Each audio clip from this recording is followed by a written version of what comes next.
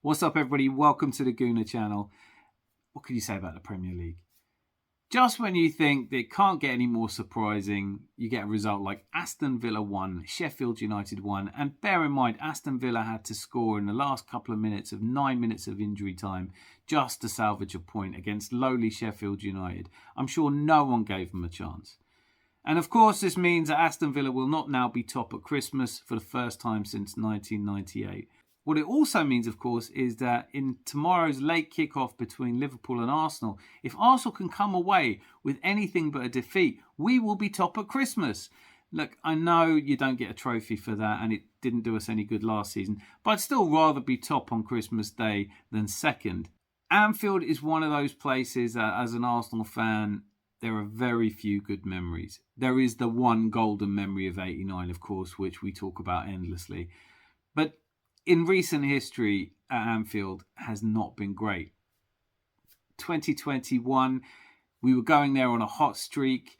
We'd started to see the Arteta'd revolution really taking shape. I was quietly confident, and then Arteta and Klopp had a bust up on the touchline and Anfield exploded. Of course, they thrashed us. Last season, we came flying out of the traps, scored 2 goals in the first 27 minutes, really looked more like champions than we ever have done before. And then there was a foul on Granit Xhaka, and he took umbrage at it and retaliated by tackling Trent Alexander-Arnold and woke up Anfield. And from that point on, we were just holding on for dear life. In fact, if Mo Salah had scored his penalty or his incredible shot, which Ramsdale saved somehow, certainly his moment of last season, then we would have taken an L there as well. And that's one of the reasons I'm slightly more confident than you would expect me to be, given that we have such a terrible record at Anfield, is that we are not the same emotional team. We haven't clicked yet, in the sense that we haven't played that free-flowing football, scored goals for fun. But we've been far less emotional. The game that we just played against Brighton, we dominated them. We took the drama out of the game completely and came away with a 2-0 victory. Anfield is famous for its atmosphere, but after hammering the Hammers, pun intended, 5-1, Jurgen Klopp felt he had to come out and issue a rallying cry to the fans. He went so far as to say, look, if you're not up for this match, don't come, give your ticket to someone else. And the reason for that is that Anfield's recently been expanded and the atmosphere hasn't been quite right. First noted against Manchester United that it was really flat. Everyone expected Liverpool to steamroller Manchester United, and it was a disappointing draw for them. The game against West Ham, where they were scoring for fun and they were playing exceptionally well, I think West Ham played incredibly badly. It's always difficult to tell if one team's really good or one team's really bad, but that's as bad as I've seen West Ham in ages. David Moyes looked like he was a bit... David Moyes' press conference afterwards gave you the hint that he was at the end of his tether a little bit. But for a Liverpool manager to come out and have to whip up the fans kind of shows you that he's not convinced either, and he knows how much that Anfield is going to matter. That home advantage could be the significant difference, because this is a game being played by two teams that is very difficult to separate. Just from a league standpoint, we have 1 point more than them. They've scored 1 goal more than us. We've both conceded 15. I really do think that we might be looking at the two teams that battle it out. Manchester City played Manchester City with a great performance against Fluminense, but Rodri might be injured. And if one of these two teams wins, it really does open up clear daylight before Man City play again. So, not that I'm ruling Manchester City out. You know, it's another cliche. They could go on a 15-game run and win every game and win the league again. I'm not sure this Man City team has that in them. But we're not talking about Man City here. We're talking about why I'm strangely confident going to Anfield. One of the other reasons I'm strangely confident going to Anfield is that they have had to rebuild their midfield. Gravenberch, Szoboszlai and Endo, they're starting to come together, but I don't think they've clicked yet either. Now, I know that it's also true to say that Declan Rice, Kai Havertz and Martin Odegaard aren't the same midfield that we had when we went up there last season. But I do think they have started to gel a bit quicker than the Liverpool midfield, who of course are missing a few players through injury. McAllister for one and Thiago. And I think this game is going to be won in the midfield. I think if you look at the two defences, there's not much in it really. It's a fascinating matchup between Saliba and Virgil van Dijk.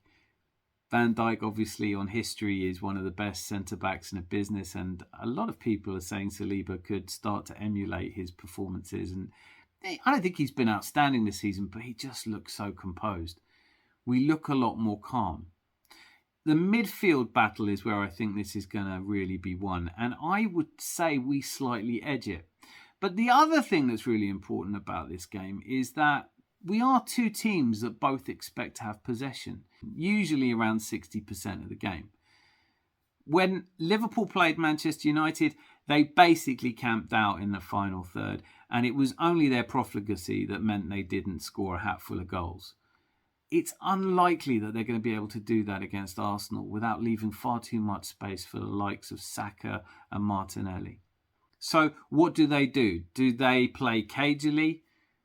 I think they have to come out of the traps. They have to come flying at us. And I think that leaves them exposed at the back. Will we be able to transition quickly? We've seen what Arsenal can do to teams that really go at them.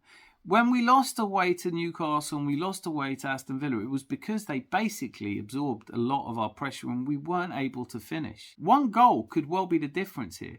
If we get that goal and they have to push on even more, then I think there are going to be gaps at the back. I would expect Martinelli to have a field day. Saka, who's finding a kind of form, arguably the best player on the pitch tomorrow, if it goes to form. This game will most likely be a battle, a hard-fought one at that. And when it comes to it this season, Arsenal are just significantly better at winning their duels. I think there is a lot about this game that is going to be unpredictable. You can't really say the VAR has been kind to either team. I just hope it's not a feature of the game. I hope there aren't any strange decisions. What I'm hoping for, really, is the kind of calm, methodical performance that Arteta seems to be getting out of the players at the moment, where we go onto the pitch, we quieten the crowd down, we hit them on the break, score a goal, and lure them onto us. Now, of course, there is firepower in this Liverpool team. Trent Alexander-Arnold, Szoboszlai's goal against West Ham showed that he's got a goal in him. But really, you're looking at Mo Salah.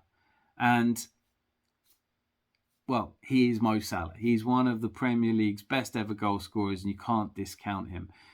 But the rest of that front three, I saw Luis Diaz play out of his skin for Colombia against Brazil. And what an emotional and wonderful match that was, with his father in the stands, who'd recently been released from his kidnap ordeal, almost collapsing when the goals went in with the elation of it all.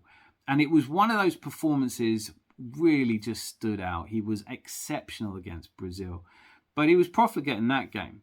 He scored his 2 goals. They were kind of clumsy goals. He should have scored 4 or 5, really. And Darwin Núñez, I think if there is a player at the moment for me who typifies just how fickle fans are, when he scored his 2 goals against Newcastle, he was the greatest player in the league. And more recently, he's come under criticism. Now, he played a full match against West Ham, and that's another issue here. In a game of close calls and tight margins, the fact that we haven't played since last Sunday and they played on Wednesday.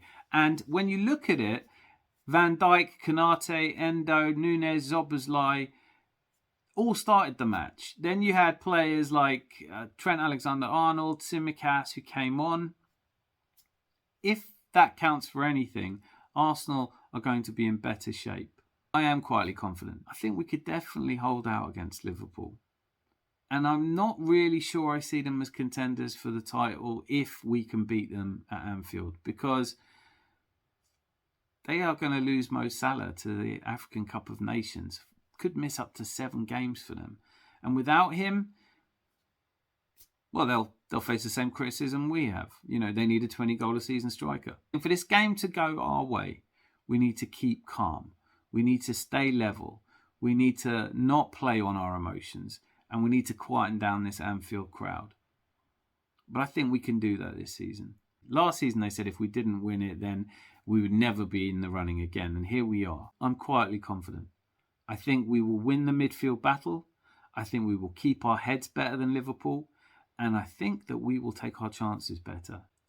Who knows? Could be Kai Havertz that scores one right at the end.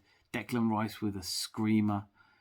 Jesus might get a hat-trick. You just don't know. It's football. We might end up getting spanked 5-0. My prediction for the match is a very close match that we do actually win by 2 clear goals. And I'm going to go for 2-0. Let me know in the comments what you think. Love to be top for Christmas, wouldn't you? We're going to keep our heads. We're going to hit them on the break. We're going to win by 2 clear goals. I'm going to say 3-1. It's a 3-1 prediction for me tomorrow. And I'm really looking forward to it. It's one of the big games. If we can win this, we are absolutely planting a flag at the summit of the Premier League. Winning at Anfield tomorrow could have a significant impact on our title challenge. Come on, you Gunners. Let me know in the comments what you think. If you haven't hit subscribe yet, you know the drill. Hit that subscribe button and the little bell that notifies you. And thank you so much for being part of the journey. Come on, you Gunners.